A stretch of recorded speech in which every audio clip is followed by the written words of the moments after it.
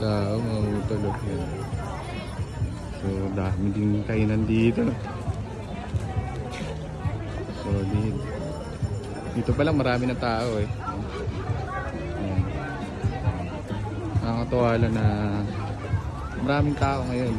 Kahit na hindi weekend, no?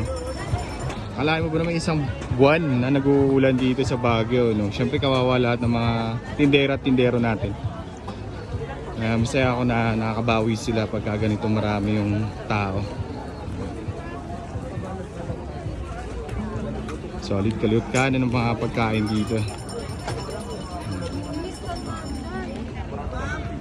Ikot muna tayo.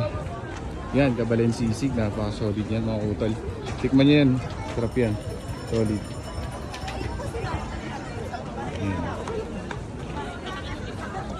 Dito tayo night market.